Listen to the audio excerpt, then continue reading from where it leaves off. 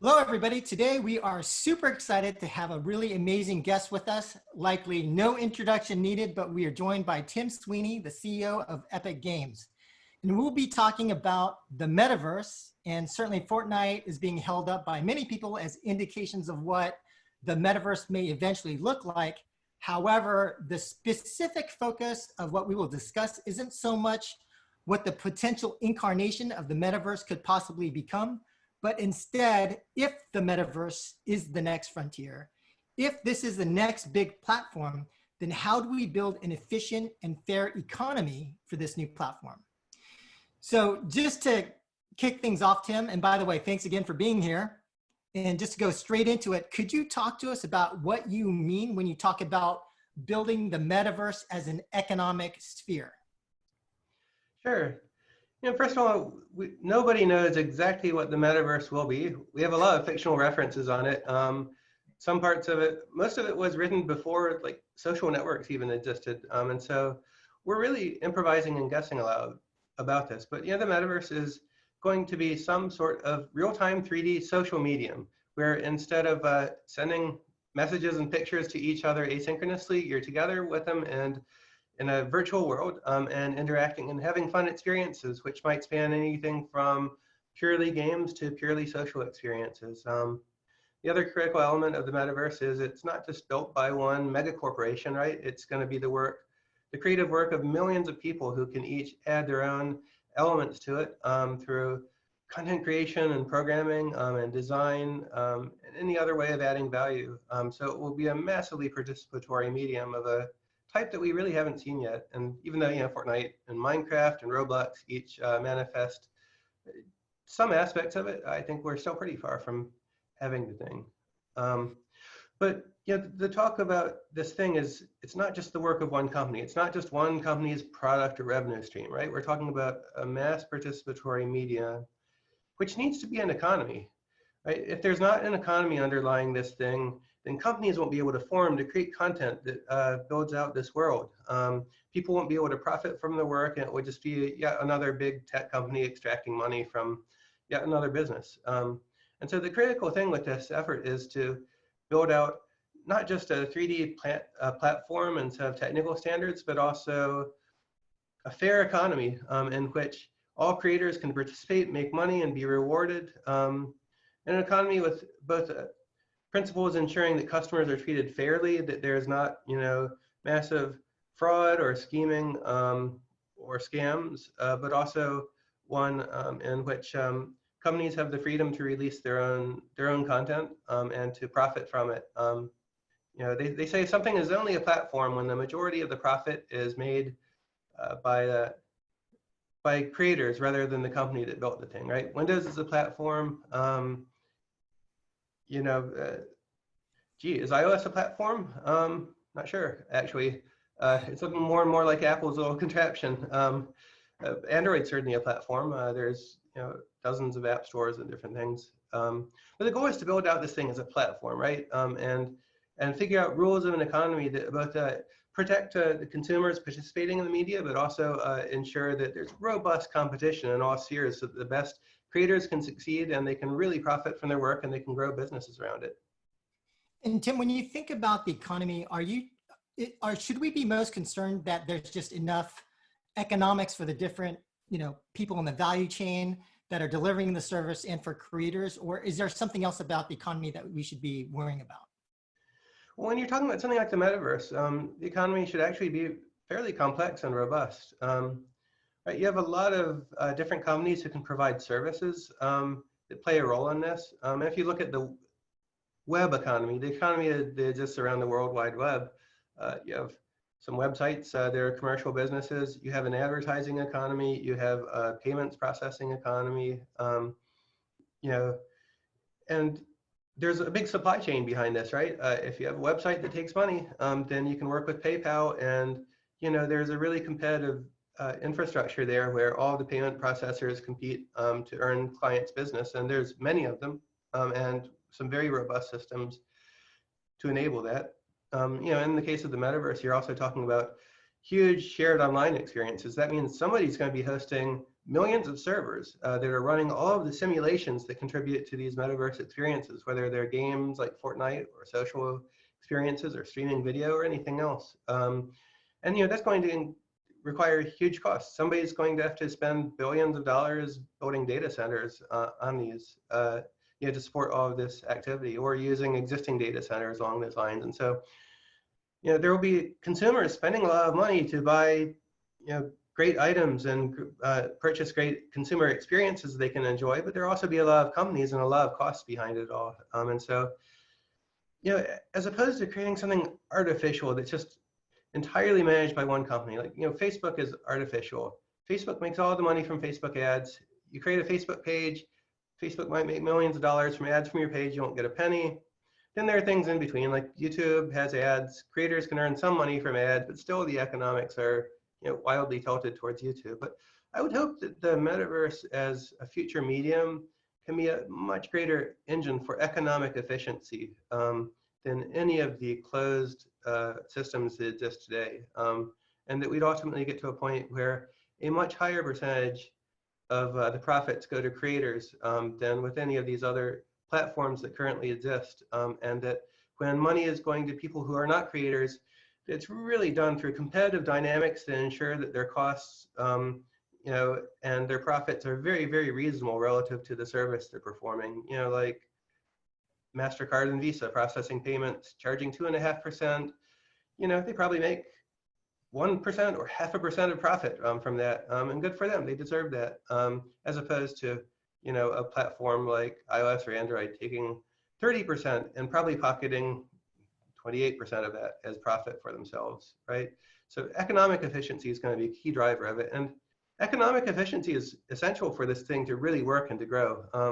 Wherever you've had any form of commerce dominated by a single company that monopolizes and controls the flow of revenue and access to customers, they just use it to extract their profit, and other companies don't grow. And I think the metaverse as an open platform could ultimately be an order of magnitude larger than any one company, including Epic, could build entirely on our own as our own proprietary plaything. So in terms of this point about the platform not being owned by a single company, then, is there anything that we need to be doing now so that, because when we do look at some of the big platforms, whether it's, Apple or Google or Amazon, that because they kind of built the platform that they kind of own it, how do we collaborate, or what do you think should be done so that it doesn't become, owned by a single mega corporation, to your point? I think developers, we've learned a big lesson over the past 15 years. We were scammed, right? We bought into a lot of things, platforms run by big companies on the expectation that they were open and that we'd be able to participate fairly in it. And it just turned out in a lot of cases that's not true. Brands that put their page on Facebook and were able to post messages that all of their followers could read suddenly found that, oh, now brands have to pay money in order to post messages that people who decided to follow them wanted to read, right? And so you have these intermediaries playing this big trick, and they played it over and over and over. They signed up a platform with really loose rules, like when Google Play first launched as a service for installing software, you didn't have to use Google Payments. Lots of companies implemented their own payment systems. And then they came in and they changed the rules. Google said, from now on, if you have a game or any sort of digital purchase, Google has to process your payments. And they took that 30%. Apple did that from the beginning. But Apple, many years into the platform, after the developers thought that they had signed up for this thing and that they knew the rules, Apple started putting ads in front of everybody's searches. Search for Fortnite. The first thing that pops up is not Fortnite. It might be PUBG, might be Minecraft. It's whoever paid for that ad. They're putting some random ad ahead of the actual thing the actual customer is searching for. It's super anti-customer, anti-consumer, and it's also against the interests and the partnership with all of the partners that participate in the ecosystem. And so I think as developers, all of us, all 1 million of us, developers large and small, need to resist and refuse to continue cooperating with these platforms which intermediate and obstruct us and are basically holding our businesses hostages to larger and larger ransom over time. That's one thing. But we also have to work proactively to define new standards and also connect all of our systems, right? I think the most plausible way the metaverse is going to rise isn't from one company, even Epic, building this thing and forcing everybody to use it, right? It's going to be from more and more companies and brands connecting their products and services until you have a much, much more open thing that everybody participates in. Like the Epic Game Store, the store we launched. One of the things we've done is we've supported direct purchasing integration with every other PC game store that's willing. Now we also support third-party stores like GOG accessing the Epic library and being able to be an alternative launcher for the store. We're trying to work with more and more partners to connect our social systems and our account systems so that Epic's friend system that you build up through playing Fortnite connects with other services friend system so that you have all of your friends everywhere you go. I think interconnecting systems is a great way to move forward with this. And I think all of the big game companies and even many of the ecosystem companies have come to the realization that they're never going to be the one monopoly that dominates the whole thing. And so it's in everybody's interest to really interconnect and standardize over time to build this more connected world and to all benefit from it side by side with no one company dominating. And on the technical side, I think what I'm really arguing for is for a series of incremental improvements we make every month, month over month, until over the course of several years they accumulate and leave us with something that does resemble the metaverse, right? Interconnection of social systems. We have Epic Games social system, we have Xbox Live, we have Steam, there's Nintendo Switch, there's the PlayStation Network. There are a bunch of these disconnected systems. We should start connecting them together. We have several different game engines, each competing really robustly.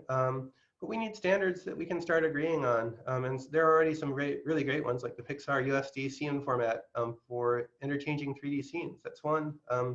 There's standards for materials. We need standards for networking. So you can have a multiplayer game in which some people participating are using a client built in Unreal Engine and some people participating are using a client that's built in Unity. Like really being able to create standards for interoperability so that everybody can have access to this in the future is going to be very interesting. So Tim, speaking about you personally, because it's not lost on me that you're actually a conservationist. It's been publicly announced that you've salvaged a lot of forest land and things like that. And so is it fair to say that you probably, as a conservationist, think more about ecosystems and the environment more than the typical person? And so from a personal perspective, is it fair to say that perhaps your personal focus in terms of metaverse will be more around the environment, the ecosystem, making sure that it's a fair and vibrant sort of place to be? Yeah, absolutely. An ecologist will tell you something quite different about ecosystems, right? Wolves always eat deer. A deer never eats a wolf, right? It's a very unfair place in the real world. It's a very harsh, survival of the fittest environment, and it's the law of the jungle that rules out there. And I think mankind does better, right? We have laws and principles that we operate under, going back to the ancient Greek philosophers and the Renaissance thinkers and the Enlightenment thinkers who, formed a large body of modern human rights that governs, most of the Western world. I think we have the ability to create ecosystems built on principles. They're enduring and fair and lead to much greater efficiency. And economic efficiency not only means a better environment for companies to do business, but also means a much fairer environment for consumers, where everybody's competing to offer you the best product at the best price, and you have lots of robust actions to foster that, as opposed to a monopolized system where one company just dictates the rules to everybody else. It's like, remember the cable TV industry? I guess it still exists, right? Yeah. I haven't had one for a decade, cable TV signal coming into my house, but an old industry like that where the business terms are set by essentially oligarchs or oligopolies dealing with each other, to screw the smaller players. Just think of how much more robust like the PC software economy is than that, and how much better even still we could build the metaverse as a as an environment not just where everybody's running a common operating system, but everybody is in a shared 3D environment in which all of these different software components can interoperate in one scene together in real-time 3D to create entertainment experiences that go far beyond anything we have now. Got it. And so, in speaking of the metaverse as a probably going to be some form of creator platform, and you had talked about making sure that creator economics are viable. How should things be architected to make sure that creators do have viable economics? Is it really the platform fee, or are there other things that we need to be thinking about? Well, there are a lot of components to it. A key realization here is that there's actually a lot of operating cost in this. You can't compare it to, Epic knows the operating cost of a store. You have payment processing costs, 2.5 to 3.5%. You have CDN bandwidth, which you buy from Akamai or Amazon or others, about 1%. The revenue goes to that. And you have customer service, and 1 or 1.5% revenue goes to that. So a store can operate with a cost of 5 to 7%.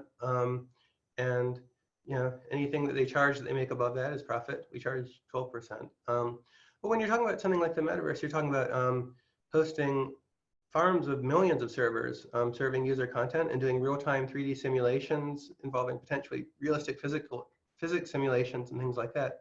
So you're talking about entirely new components of cost. And I think what's most important there is transparency and competition, right?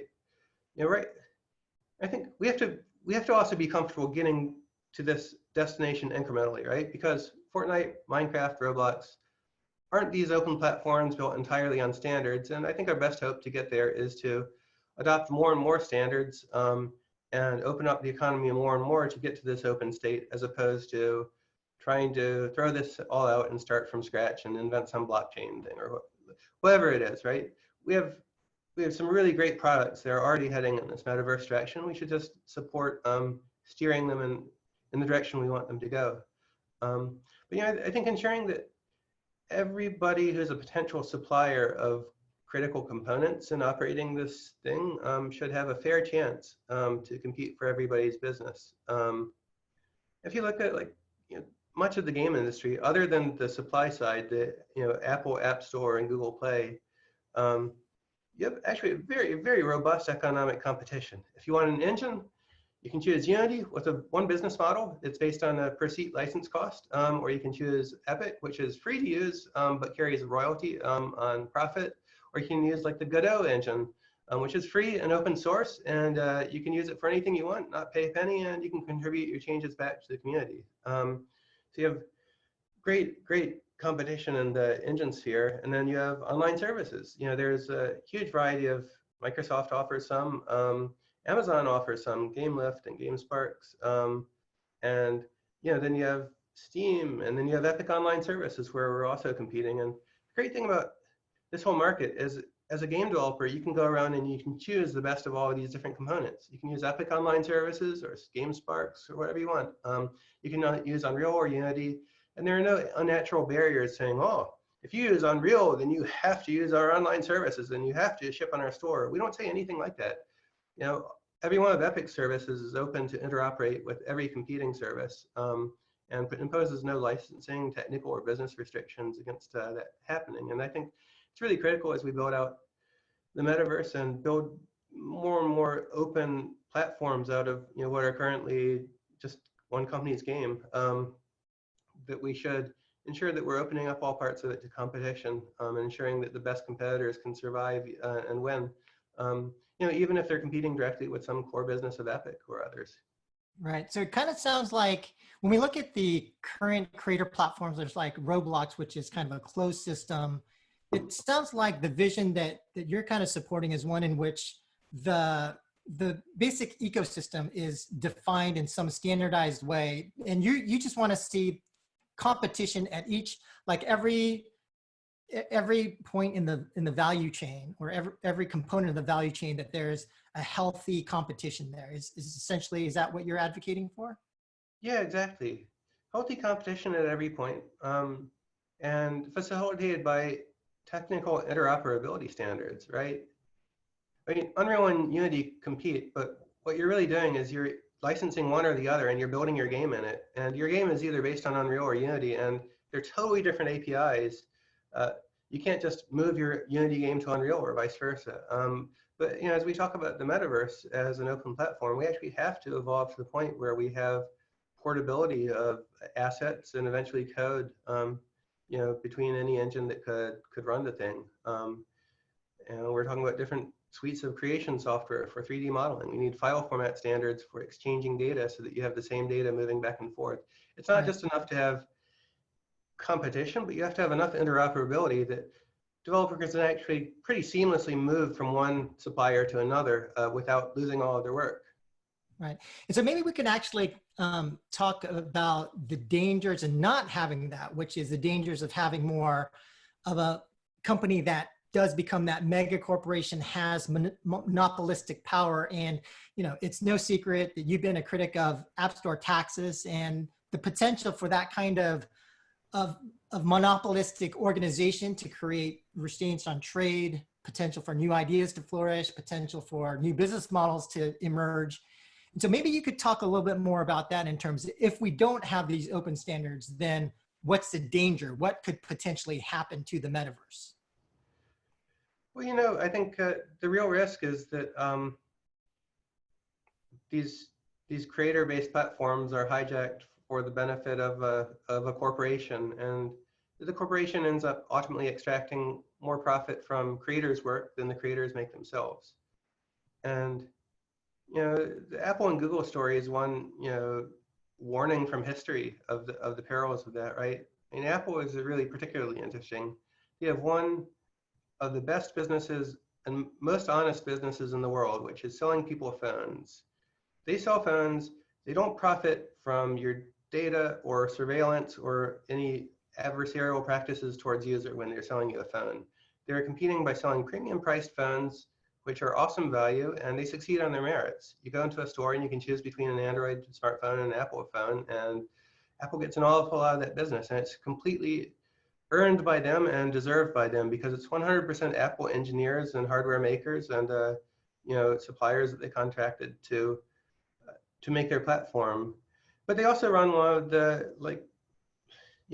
the most manipulative businesses in the world, which is hosting a store that prevents all other stores from existing on their platform, and extracts a 30% tax from all commerce, demands that you cannot process payments in games other than through us. And that 30% is a killer. For most game companies, Apple is making a lot more profit from their game than they're making themselves.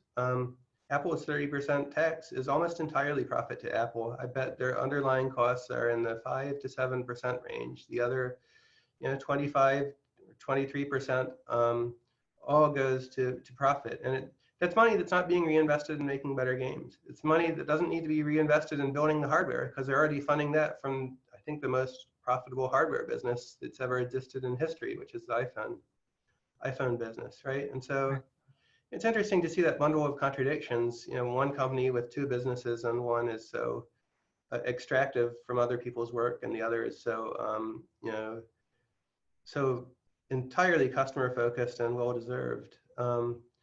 It's a warning from history, and I think the really critical thing is, as developers are making decisions about what platform to support, basically what kind of game you're building and what you're building it for. Right now your decisions are, you're building a mobile game for Google Play and the App Store, or you're building a PC game for Steam and the Epic Game Store, or you're building a console game and maybe you're doing PC and console together, right? I think the world needs a plethora of additional options. You should be able to build a game within Fortnite, and that should be such an attractive prospect financially that a lot of developers consider it. And a lot of highly acclaimed developers who could make a lot of money from the App Store or from console, which is instead to make their game in Fortnite. And that needs to be facilitated by us building an economy to achieve that. And same thing with Minecraft and Roblox and the other upstart efforts to build games as platforms. Right. And so when you talked about how you determine the kind of revenue share for Epic Store. It sounded like you just determine the cost and determine a fair markup. It's kind of like a cost plus model. And so is that, in your opinion, what Apple and Google should be doing? Should Apple and Google's platform fee be like 12% as well? Oh, yeah, I think first and foremost, these platforms should be truly open to competition. You can come in and say the revenue sharing should be X or Y, but really the core problem here is that the revenue sharing is not determined by free market competition. If the revenue sharing is determined by free market competition, then maybe Apple and Google can charge a premium if their services warrant it. But right now, you just have rates that are completely disconnected from any competitive barometer, and so they're not honest rates, and they're distorted, and for different reasons, right? Apple says you can't have any other stores on iOS, and you can't process payments other than through us, and so it's very clear on Apple that the only way to do business on iOS as a game developer is through them in their app store, unless you're building a website or something, which is and nowhere near competitive in capabilities. Google's in a different position because they built Android as an open platform, but then they built a kind of maze of business dealings with carriers and with OEMs, which make it de facto closed. It's kind of, I've called it a fake open platform. The Android software is an open platform. The Google services suite that everybody has to take in order to use any of Google's services, they're all force bundled together in one massive package. You have to take it or leave it. It really locks down the platform so that you can't install a store and have it, a third-party store, and have it operate on par with Google Play. And you can use the Fortnite installation experience as a comparison, right? To buy an app on Google Play, you click the Google Play icon, type the name, search, maybe scroll past an ad that they put in front of you, and then click one button and you're playing the game.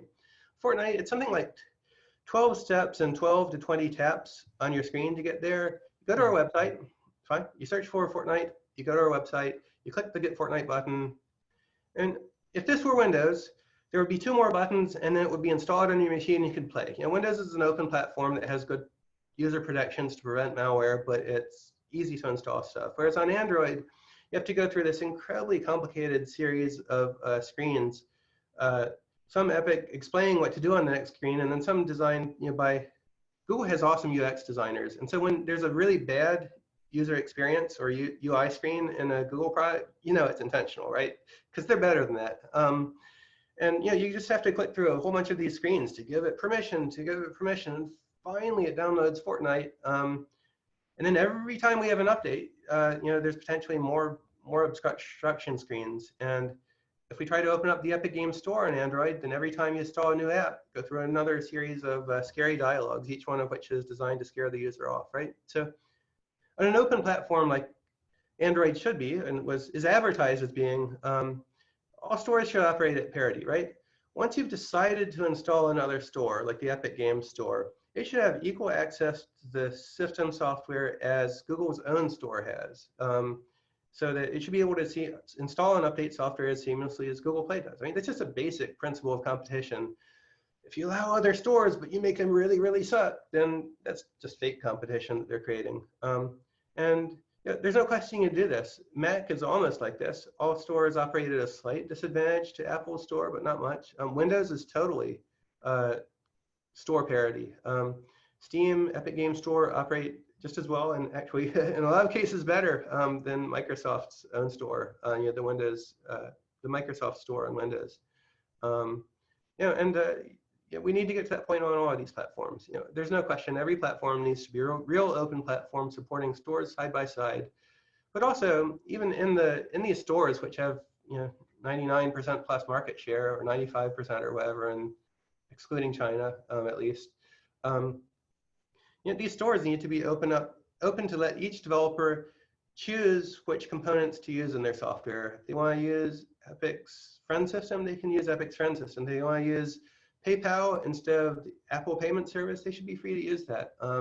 So really 2 principles. Number 1 is real open platforms where users can install software and developers can release software without permission of a Megacorp. Number 2 is just this ability for apps from any source to be able to use services of their choosing and not be forced, through compulsion and tying to use, especially use non-competitive services like the iOS App Store. I believe that this your original question was about 30% is too high, what should the number be? I think that number should be set by competition. I think if competition settles in, it's going to be set somewhere in the 7 to 12% range. Yeah, Epic's able to operate our store on a 12% fee, and we're doing a lot of marketing and things and other forward investments that make the store diseconomic, as long as we're paying hundreds of millions of dollars for various rights and things and marketing campaigns. However, the core economics of the store, the transactional economics, are profitable right now. We make I think it's about 5% profit from each transaction we process at a 12% fee, and that's without huge economies of scale. I think Epic has processed, it's more than $1 billion of direct transactions with customers so far, but far less than Apple and Google. And with massive economies of scale like they have, who knows what the numbers could be. Right. So given that you guys are in the driver's seat for delivering a metaverse, so is it fair to say that we could expect metaverse platform fees from you guys, if you guys were doing it, to be in the 7 to 12% range? Well, I think what we need is a component economy, because you can't compare this directly to an app store. It might cost us more than 7% just to run the servers for the thing. Right. And so I think, and we also have to approach this gradually, because we have this game that works called Fortnite. We need to turn it into a much more open system that still works. And we need to do that without ever breaking it, right? If we do something that causes all the Fortnite users to leave, then by the time we build the new system, we'll have lost them, and the whole effort will have been for naught. And maybe some other company, maybe Facebook, will have taken over the space. And so we have to transition from where we are to where we're going. I think my point is, as we do this, we need to do it in a way that ensures that all major cost centers of the equation are opened up in due course to competition, so that there's complete transparency of where your costs are going, and users, developers have the right to choose among the different components. If you look at Roblox, I heard from a Roblox creator who was complaining that Roblox only pays creators 20% of revenue. Right. I was getting really mad about that, but then I actually backed up and thought, what is their revenue? What's their operating cost for building out their game and their tool set? And what's their cost of operating servers? I don't know, but I'm not sure that their economics are wrong, right? But there's no transparency, so you can't really know, right? But if it turns out that a low monetizing game that has a huge number of users might have operating costs that are, leave it with a 20% profit margin. And if that's the case, then I think the key is that the economics be completely transparent, but also that, if some super highly efficient game that has low server costs and high monetization is able to, make an 80% profit margin, then that's great too. But I think transparency and open competition there are the critical elements of it.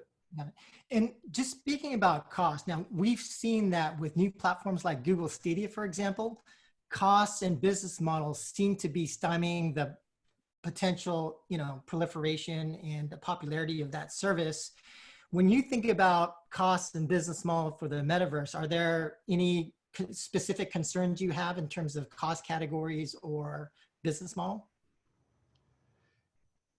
Well, I think if you itemize all costs associated with operating a game, you get a big list, and it has a lot of items. They're small costs, but when you add them all up, they're pretty high, right?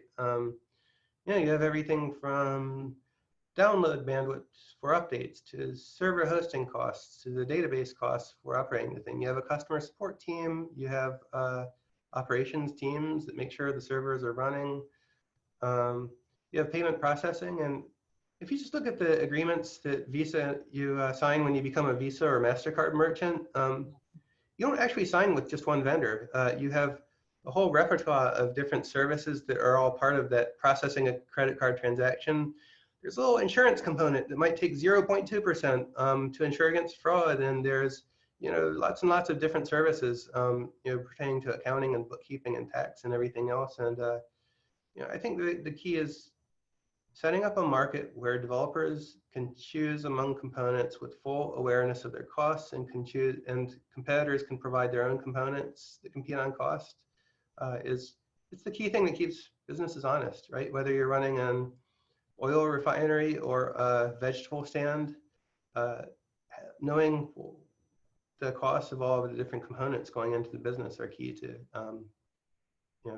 ensuring that it operates smoothly.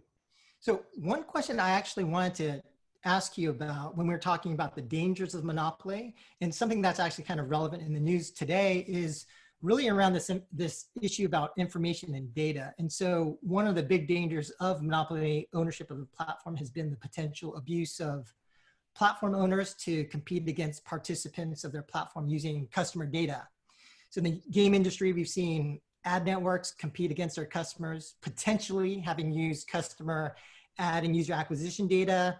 Amazon's been in the news, also reportedly having used customer data to compete both from its sort of corporate venture fund, as well as using seller data to compete against those sellers on Amazon.com. And to some degree, there's a potential, obviously I don't think it happens, but with Epic as well, Unreal Engine, Epic Publishing, and Epic Store, whether there's that danger of misusing data to compete against customers as a risk. And so in terms of the metaverse and information and data, or even in terms of the current industry and market, could you speak to how we should be thinking about the potential of information and data as a risk? Yeah, this is another area where the big platform companies fooled us. They got game developers to sign up for Facebook and ship Facebook's plugin in their apps and Google's plugin in their apps because it provided some nominal service to developers. But it turns out what they're really doing with those plugins is tracking everybody using your app and then selling access to your customers, to your competitors, and not paying you anything, right? That's the core of their business model as intermediaries. I think everybody's wised up to that, right? You see more and more game developers removing all of these nefarious plugins from their software and recognizing the extent of the data leaks when you use, Google or Facebook components on your web page or in your mobile app, and exactly what they're doing, and exactly how it's against your customers' rights and also against your rights as a game developer. But everybody's wising up. I think the really critical thing is for companies to have principles on data security and really clearly state them. I think Apple does a great job of in terms of customer privacy, and where they explicitly tell you, we are not in the data business. We don't want your data. We are never in a position to profit from accessing or selling your private data. And they have a business model that's based on profiting by selling smartphones, which they mark up awesomely, and they deserve to. So they don't need it. And Google's in a different position, and Facebook's in a different one still. I think especially when a supplier, Facebook, Google, Apple, Epic, is in a position of serving multiple customer bases and is in some cases in a business that's competing with customers. Like we have an engine business, but we also make games. Our customers make games, and so our games are competing with other customers' games to the extent that all games are competing with each other. I think it's really, really important to have not just publicly stated policies, but binding agreements governing data privacy. For example, we have Epic Online Services that we've launched recently that hosts two kinds of data. There's Epic Accounts and Friends, which are Epic data. Like if you use our friend system, then you have access to all of the friends connections, the more than 2 billion friend connections that have been built up through Fortnite. And when your players add their own friend connections, they go into the system, and Epic and all developers using the framework have access to that and benefit from it. So that's one part of the service. The other part of the service is data that we host on behalf of game developers. And that data is owned by the game developers. Epic only has the contractual right to access it for the purpose of providing the service to them. So all the metrics data associated with all of these games using the Epic Online Services are off limits to Epic to use for any company purposes. We can only use, we can only serve Ubisoft's data to Ubisoft, and we're barred contractually from using data for other purposes. And those kinds of agreements are critical. Amazon, and I think Amazon is a good example. You have different parts of Amazon. Amazon Web Services is absolutely operating in the role as a trustworthy data provider, where they provide services, and Amazon does not rummage through your data stored on AWS to analyze your customers' behavior, right? They do not have access to it, and if somebody at Amazon accessed that, they'd probably be in jail, right? So having those sorts of agreements more pervasively throughout the other parts of the business, they expect it, is going to be really critical. And I think that's an area where companies need to do a better job, especially these big tech companies. They're in lots of different markets, and explaining and contractually committing to firewalls between different parts of their business. And where there's no firewall, being really explicit about that and what they might do with the data. Got it.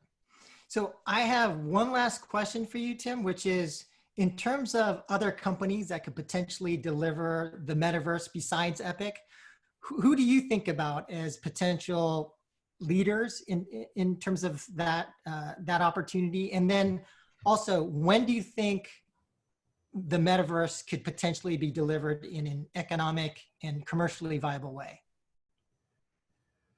Yeah, there's a really wide spectrum. I think Fortnite, Minecraft, and Roblox are pretty widely recognized as the big contenders.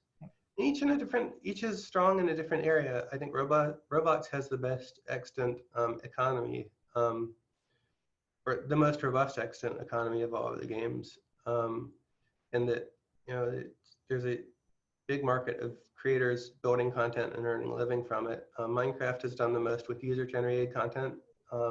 With all of these worlds that users have built up, Fortnite Creative is interesting in that respect too. And then Fortnite has the most compelling core game experience, which is a really critical element. Keeping people coming back by really entertaining them while they're in this thing, because just pure 3D social doesn't really work, right? You need fun to frame your social experiences. Those are the big contenders right now. There are a lot of upstarts, probably a dozen, each working on their own takes on creator economies and platforms. I think they're going to be very interesting. They don't all necessarily have to be these massive 3D experiences. I think there's probably a 2D sprite-based version of this with retro graphics. It could be a 100 million user ecosystem in the future. I think there are really endless possibilities there.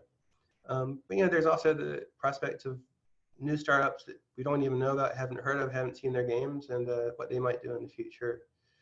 But I think we're going to really see gradual move in the direction of these becoming less and less standalone games and more platforms for user content, and more economies, and competition forcing these economies to be really fair and robust and competitive.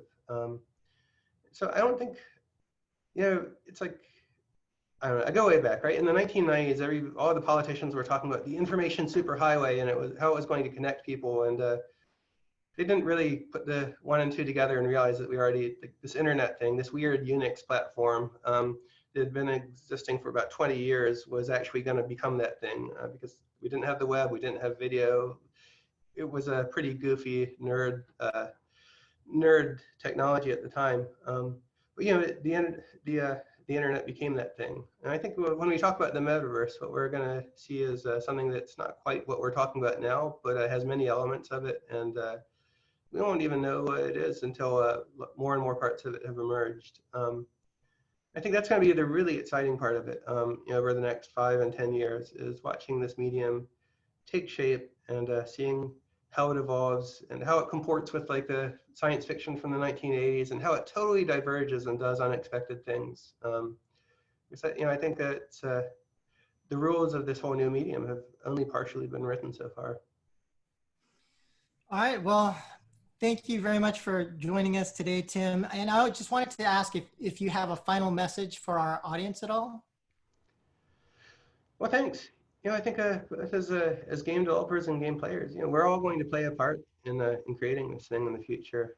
I think we should all be advocates for the world that we want. Because if we aren't forceful and fighting for the world that we want as gamers and game developers, then we're going to get a very different world. And by the time it's set in stone, and it's going to be too late to change it. And so I think now is a really critical time. There's a lot of conversation about open platforms and app stores. Ironically, largely taking place in the context of kind of these 15 or 20-year-old store platforms. While there's the advent of a new medium that's just starting to shape up now.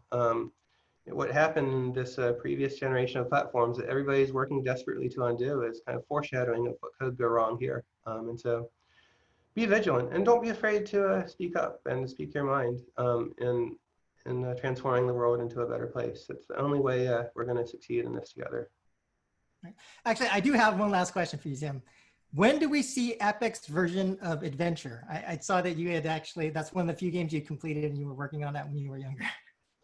Well, actually, this game I released in 1991 called ZZT was, I started out to build a text editor and I just got bored by that. And so I turned the cursor into a smiley face and turned the characters you could type in into walls, and you built this world out of it, right? But it's kind of the original Atari adventure style of simple, iconic, graphical exploration of a world. And it's amazing playing a game like that with such low fidelity graphics like ZZT or Zelda or anything else, what your mind projects into it and the dreams and memories you have of that, which have nothing to do with what's actually on the screen. But I think even then, even in 1991, and even in like 1985, we saw the potential for virtual worlds. Everybody who was developing games or playing them saw that, oh wow, when you connect a bunch of players together into a multiplayer experience, it's a 3D world and users can contribute their own content to it, as the early mods pioneered and other games have done,